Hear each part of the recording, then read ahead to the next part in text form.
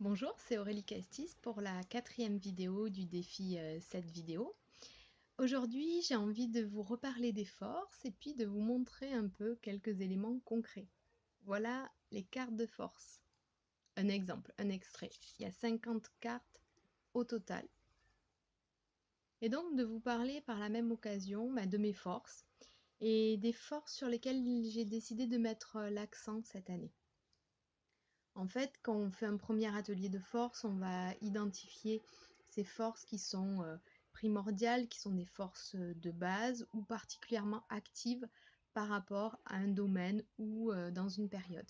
Et puis on peut aussi chercher au fur et à mesure à développer certaines forces, à mettre l'accent dessus. Le simple fait de choisir une carte, de partager sur cette carte de force, de l'illustrer, c'est comme si vous preniez soin de cette force. Vous allez la regarder et pour moi, c'est comme arroser une plante régulièrement. Donc ça va faire grandir cette force. Pour moi, cette année, j'ai décidé de faire grandir cette force de l'authenticité. L'authenticité, alors derrière, vous avez des petites indications. Cela vous correspond-il? Quelques exemples. Une description de la force, comment on peut l'activer, c'est-à-dire la développer, et comment on peut en tirer des bénéfices.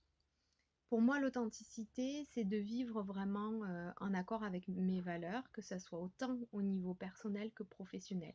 Et donc que mes actes au quotidien soient le reflet de ces valeurs-là. Et ça rejoint l'honnêteté, pour moi aussi la spontanéité et la sincérité. Donc voilà pour 2018. D'autres forces sur lesquelles j'ai mis l'accent, qui sont vraiment des forces de base, la créativité.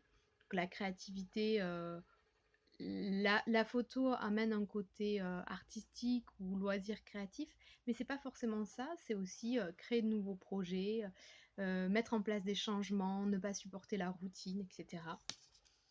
Euh, j'ai une force voilà, de base aussi qui est l'apprentissage, le besoin d'apprendre constamment de nouvelles choses. Je pense que c'est pas pour rien que j'ai choisi le milieu de la formation, parce que j'apprends moi-même à chacune de mes formations par les échanges avec les autres, les partages. Et une quatrième carte que je choisissais rarement en fait sur les ateliers de force, la conscience de soi. Mais en fait, je me rends compte que c'est très fort dans ma vie et que ça impacte énormément mes formations et mes accompagnements.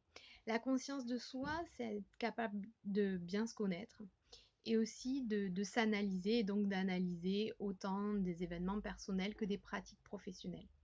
Donc dans mes accompagnements et dans mes formations, je vais aider, accompagner à prendre conscience de soi, à prendre conscience de soi autant de ses forces, de ses talents, mais aussi de ses difficultés, de ses faiblesses pour comment faire avec. Et c'est comme ça que je peux accompagner au changement sans donner une recette miracle. Je ne crois pas du tout aux recettes miracles, mais comment accompagner chaque personne avec ce qu'elle est, d'abord en s'appuyant sur ses forces, mais tout en prenant en compte ses difficultés, ses faiblesses.